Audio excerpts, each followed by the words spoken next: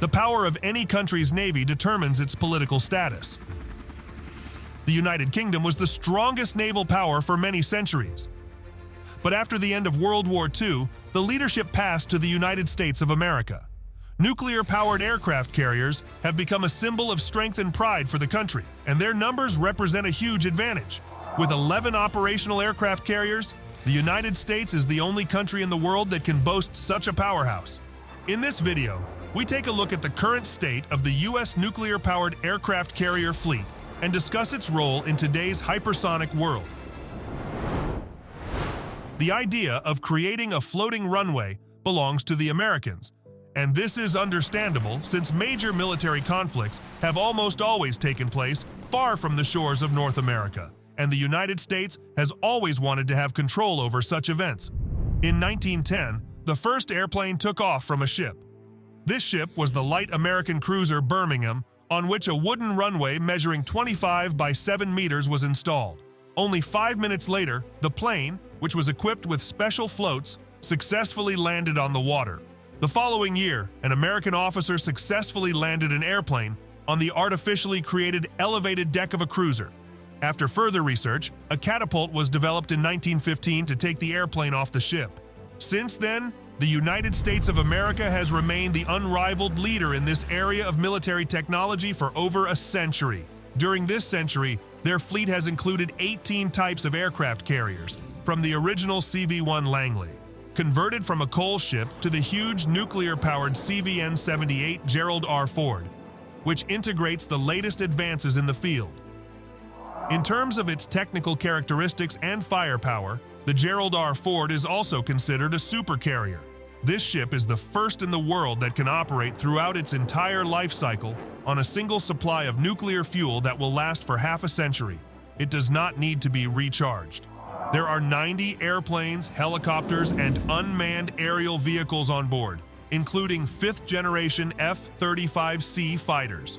For takeoff, 3 modern Emals electromagnetic catapults are used, which provide smoother acceleration of aircraft and have a quarter higher performance than traditional steam catapults. This huge machine is 337 meters long, 78 meters wide, and 76 meters high, which is 6 meters taller than the Cathedral of St. John the Divine in New York, and weighs almost 100,000 tons. It can accelerate to a speed of 30 knots or 34 miles per hour. In addition, the Gerald Ford is equipped with 2 unique Bechtel A1B nuclear reactors, each with a capacity of 700 MeV, which corresponds to 952,000 horsepower. In total, this is almost 2 million horsepower. Such a powerful system costs $13 billion. However, aircraft carriers are not able to operate independently because their defensive weapons are limited and they are not designed for independent operations. Therefore, they function as part of a carrier battle group that includes 1 aircraft carrier, 1 to 4 guided missile cruisers, 2 to 3 guided missile destroyers or frigates, and 1 or 2 multi-purpose nuclear-powered submarines for protection. In this system, an aircraft carrier battle group consists of 6 to 10 warships, and the number of cover ships can be increased if necessary. Based on nuclear aircraft carriers, fast nuclear aircraft carrier battle groups are also formed, which include an aircraft carrier, 2 nuclear cruisers, and 1 nuclear-powered multi-purpose submarine. The total number of personnel in an aircraft carrier battle group is about 9,000, of whom 6,000 serve on the carrier. Such a group can be in active combat readiness without the need for resupply for 14 days, capable of striking sea targets at a distance of up to 575 miles and land targets at a distance of about 1,000 miles. The ability of an aircraft carrier battle group to move 700 or 800 miles per day provides a high level of concealment and maneuverability, which allows it to respond quickly to changes in the situation and quickly enter the designated area. It seems that such a powerful striking force should ensure the United States' absolute dominance in any corner of the world's oceans, and it costs a lot of money. Analysts estimate that the maintenance of 1 carrier battle group, which includes 1 aircraft carrier, 5 cruisers, destroyers, a multi-purpose nuclear submarine, approximately 80 aircraft, and at least 6,700 personnel, cost the Pentagon a very large sum of money, about $6.5 million a day. There are 10 such groups in the United States. That's a total of at least $65 million a day. For comparison, the average cost of building a new hospital in the United States in 2019 was $478 per square foot. So a 1.2 million square foot hospital would cost about $574 million. This is, in fact, the equivalent of the cost of 10 days of operation of 10 aircraft carrier battle groups. This figure of 1.2 million square feet is taken from the area of one of America's leading medical centers, New York University's Langone Hospital, which includes 6 inpatient departments: Tisch Hospital, Kimmel Pavilion, NYU Langone Orthopedic Hospital, Hassenfeld Children's Hospital, NYU Langone Hospital-Brooklyn, and NYU Langone Hospital Long Island. But it can be said that for the sake of the country's security and credibility, such expenditures are well justified. One could probably agree with that. However, the aircraft carrier strike groups fulfill all the functions assigned to them in the event of a military conflict. And will they? In 2005, the U.S. military conducted special exercises to assess the stability of the USS America, CV-66, which was laid down in 1964. During these exercises, the ship was subjected to repeated bombing, torpedoing, and cruise missile attacks, but all of these attempts failed. The final stage of these exercises resulted in the sinking of the ship 4 weeks later due to the damage sustained. The data on the ship's stability obtained during these exercises were used in the development of a new generation of aircraft carriers. This allowed Talbot Manvale, one of the leading engineers working on this ship, to state that instant destruction of an aircraft carrier is only possible with a nuclear strike. But everyone understands that a nuclear war is the Third World War, in which there are no winners. Biden, Putin, and Xi Jinping all understand this terrible reality. That is why they can refrain from pressing the red button even in the hottest moment. Thus, the possibility of sinking an aircraft carrier with conventional weapons remains to some extent disproven. In 1941, 9 days before the events in Pearl Harbor, the American media published numerous articles that raised the popularity of the battleship Arizona and noted its power. This was understandable since there had been no cases of sinking the battleship from the air before then. However, during an attack by Japanese planes, the Arizona was hit by 4 bombs and sank. To this day, it remains underwater as a monument of remembrance. Of course, the Arizona cannot be compared to the Gerald R. Ford supercarrier. In terms of capabilities to defend against air attacks, submarines, and surface ships, carrier battle group forces create a deep defensive front ranging from 220–400 miles in depth to maximize the combat capabilities of air defense systems. They are deployed in different zones, taking into account the direction of potential missile strikes. To this end, 3 air defense zones are formed: long range, medium range, and short range. The long-range defense zone uses long-range radar detection aircraft and ships to detect air threats early, destroy aircraft carrying anti-ship missiles before they are launched, and prevent air attacks by destroying reconnaissance, electronic warfare, and targeting aircraft. This zone also employs anti-aircraft missile systems on missile barrier ships. The Middle Air Defense Zone is designed to destroy cruise missiles and aircraft that attack the main forces of the carrier group. It includes short-range ships and helicopters, Prowler electronic warfare aircraft, missile defense ships using anti-aircraft missiles, electronic warfare systems of the main force ships, and the missile defense barrier. In the close air defense zone, air defense firepower and electronic warfare systems are used to protect individual ships. There is always at least 1 U.S. Navy cruiser right around the carrier. To reduce the effectiveness of air attacks, the main forces of the group operate in a scattered manner, divided into 2 or 3 tactical groups, and form false formations that disguise their actions. When on duty, air cover for the carrier group is provided by a group consisting of 2 FA-18 Hornets and a Hokai long-range radar detection aircraft, which are located at a distance of 60 miles from the center of the battle formation. If the enemy is detected in the air, another pair of fighters immediately takes off and heads to meet the enemy at a distance of 180 to 200 miles from the carrier. The group attacks the target perpendicular to the direction of the threat. The Hokai uses electronic radiation to determine the exact bearing to the target and begins to approach the enemy. At this signal, other fighters take off from the aircraft carrier to intercept air threats. The air defense forces are controlled by the Aegis Combat Information and Control System. This system provides a collective defense of the ships and allows them to intercept almost all modern air attack weapons, including ballistic missiles. The Aegis system is capable of detecting and tracking 250-300 targets simultaneously and can direct up to 18 anti-aircraft missiles at the most dangerous ones. Deck-based fighters and long-range radar detection aircraft can also be used to repel an attack. The decision to engage targets can be made automatically. Standard 2, SM2, and more modern Standard 3, SM3, anti-aircraft missiles are used to engage targets.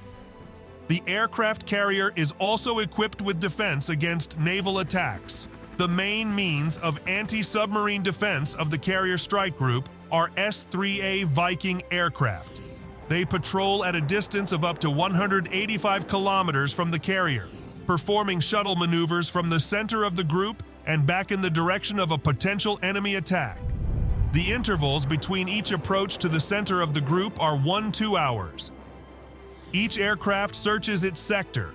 S-3A aircraft are armed with depth charges, torpedoes, and mines, and can carry up to 2 Harpoon anti-ship missiles. The main means of detecting submarines are radio-hydroacoustic buoys, which the aircraft drops at a rate of 6 to 8 per hour. The Jezebel system uses passive radio-hydroacoustic buoys directed by AN/SSQ-41B. This system can detect submarines at a distance of up to 12 miles. The Julie system uses explosive sound sources. If a submarine enters the sound impact zone of the explosion, the reflected signal is sent to the buoys and from there to the operator on the aircraft. The Julie system provides detection of low-noise submarines at a distance of up to 5 miles. Most systems operate in conditions of strong acoustic interference, such as areas of heavy maritime traffic and strong sea waves. There are also AN/ASQ-81 magnetic detectors, which are one of the main non-acoustic means of detecting submarines. These systems work on the principle of registering magnetic anomalies caused by the presence of a ferromagnetic mass in a submarine. The magnetic detector can detect submarines at a distance of 2,300 to 3,300 feet. The ANAAS-36 infrared station is capable of detecting submarines by their thermal radiation from the hull and keel trail. The range of detection of a submarine by its keel trace is up to 12 miles. The ANAPS-115B radar station can detect submarines that are on periscope or have an active antenna at a distance of up to 10 miles. The ALQ-78 radio reconnaissance station can detect submariners transmitting radio signals at a range of up to 370 miles. Maritime defense measures also use submarines that move 45 to 100 miles from the center of the battlefield and are capable of detecting enemy submarines at a distance of up to 60 miles. SABROC torpedo missiles and homing torpedoes are used to destroy enemy submarines. Close defense forces include helicopters and surface ships, and their main task is to prevent torpedo attacks by enemy submarines. The range of detection of submarines by close defense systems is up to 45 miles from the center of the battlefield. As you can see, getting close to an aircraft carrier is an extremely difficult task. However, the enemies have much more deadly weapons than the light Japanese piston aircraft Nakajima Ki-43 Hayabusa and Nakajima Ki-27. What will stand in the way of these American monsters? China and Russia are recognized as the main rivals of the United States, and this has long been no secret. What means of destroying aircraft carriers do they have in their arsenal? Let's start with China. This country has a large arsenal of means to eliminate American aircraft carriers. For example, they have mobile launchers for Dongfeng 21D anti-ship ballistic missiles. The Dongfeng 21D is the world's first and only anti-ship ballistic missile, and it is the first weapon system capable of attacking moving aircraft carrier strike groups at a considerable distance using ground-based mobile launchers. It has a range of 100 miles. DF-21D maneuverable warheads can be equipped with various guidance systems. Information on the testing of such missiles could be available in 2005-2006. China has also launched a series of satellites to guide anti-ship ballistic missiles, including Yaogang 7, an optoelectronic satellite, Yaogang 8, an aperture synthesis radar satellite, and Yaogang 9, a series of 3 satellites for maritime electronic reconnaissance. U.S. Navy Captain Henry Hendricks has calculated that China can produce 1,227 Dongfeng 21 anti-ship ballistic missiles at a price equivalent to one U.S. aircraft carrier. How many of these missiles would be needed to deliver a lethal strike on an aircraft carrier? A massive volley of these missiles, traveling at Mach 2 to Mach 5, in large numbers can easily break through the defense of any aircraft carrier formation. A single missile is not capable of sinking a ship of this size, which has a huge margin of safety. However, it should be noted that this does not mean that there will be only one missile. A large aircraft carrier strike group can be the target of many missiles at the same time. It is also important to consider the issue of range. The main strength of an aircraft carrier is its aviation. The modern FA-18E Super Hornet fighter has a limited range of 390 to 450 nautical miles. The F-35 strike fighter also has a limited range of 730 nautical miles. And this figure does not include additional outboard tanks that further limit its range. By comparison, the DF-21D anti-ship missile has a recognized range of 1,100 miles, and there are opinions that this distance could be greater. Given these facts, it is highly doubtful that an aircraft carrier could be effectively used at such a great distance from its munitions, weapons, and base. Robert Rubel, former dean of the Naval War College, emphasized that successful defense of an aircraft carrier is meaningless if the carrier itself cannot successfully attack enemy naval forces. Analyst Robert Haddock also emphasizes that an even more worrisome situation is the presence of naval strike fighters capable of launching a significant number of high-speed, long-range anti-ship cruise missiles. This poses a serious threat to state-of-the-art naval defense. For example, China has several squadrons of maritime strike fighters that can launch up to dozens of high-speed, long-range anti-ship cruise missiles simultaneously. There are hundreds of such missiles, the main series being the Hubei, and each can have a range of up to 160 miles. In general, this poses a threat of 600-700 missiles that can be launched simultaneously. Now, as for Russia, its anti-ship capabilities include the Granite missile and the Zircon hypersonic anti-ship missile. The Granite missile, also known as the SSN-19 Shipwreck in NATO codification, is a long-range supersonic anti-ship cruise missile designed to engage powerful ship groups, including aircraft carriers. This missile was adopted 40 years ago, in July 1983. It can travel at Mach 2.5 at high altitudes and Mach 1.5 at low above the ground and has a range of 400 miles. The warhead of this missile weighs 1,600 pounds. This missile is carried aboard nuclear-powered submarines, such as the Project 949A Antey and Project 1144 heavy nuclear missile cruisers, such as the Kirov, Admiral Lazarev, Admiral Nakhimov, and Peter the Great. In addition, the heavy aircraft carrier Admiral Kuznetsov of the Soviet Union fleet also carries these missiles.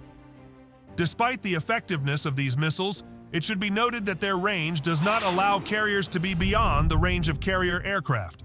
However, the carrier group systems, as previously discussed, can detect submarines at a distance of no more than 200 kilometers, allowing Russian submarines to fire their entire arsenal, including 24 Granite missiles, before the carrier is detected. But even more dangerous is the Zircon hypersonic missile, which has recently been put into service. This missile has a range of up to 1,000 kilometers, a warhead weight of 650 to 900 kilograms, and a speed of Mach 9. The Russian government plans to replace the Soviet Granite missile with this new weapon. The Russian military conducted simulations of Granite attacks on an American aircraft carrier. The results of the calculations showed that 1-2 hits by Granite could restore the aircraft carrier to full combat capability within a few hours. Catapults and aircraft finishers remain in working order, although not all of them. With 3-5 hits from Granites, the aircraft carrier loses partial combat capability and requires serious repairs at the base, with more than half of the air wing lost. In other words, the ship may be left without the ability to conduct combat operations for a long period. With 6-8 hits from Granites, an aircraft carrier completely loses its ability to restore combat capability and requires heavy overhaul, which can take many months or even years. Ultimately, the ship may not return to combat status until the end of the conflict, making it of little value in the current conflict. With 9-19 hits from Granites, the aircraft carrier became so severely damaged that doubts arose about the possibility of repair and restoration. Finally, with 20-24 hits by Granites, which corresponds to a full salvo of Project 949A Antey submarines or Orlan heavy cruisers, the aircraft carrier turns into a charred wreck. And what about torpedoes? We know that Russia has a unique torpedo called the Shkval, which can reach speeds of 200 miles per hour, but its range is limited to only 8 miles. Theoretically, a submarine could come close to that distance. The aircraft carrier's anti-torpedo defense is 20 feet thick, designed to withstand the contact explosion of a standard 21-inch torpedo with a 660-pound warhead. The protection system operates according to the American 3-chamber scheme. The first chamber is an expansion chamber near the outer skin, then an absorption chamber that includes aviation fuel tanks, and finally, an expansion chamber in front of the main watertight bulkhead. The bottom blast is neutralized by a double bottom along the entire length of the ship and reinforced keel. The hull is divided into a series of watertight compartments by 23 transverse and 4 longitudinal bulkheads, which guarantees the ship's unsinkability in the event of significant battle damage. It would take at least 10 21-inch torpedoes to sink such a giant. Both China and Russia are theoretically capable of destroying American aircraft carriers. So why does the United States invest huge amounts of money in building and operating these ships? There are several reasons. First, aircraft carriers are still an effective means of demonstrating power. Yes, they can be destroyed, but to do so, sophisticated weapon systems need to be built and maintained. For example, the Chinese have a good chance of doing so. They can launch about 600 missiles at an aircraft carrier strike group, which is 75% of China's total missile armament. However, this creates a dilemma for the Chinese military to spend a significant portion of its missile capability to disable an aircraft carrier for several weeks with no guarantee of its complete sinking.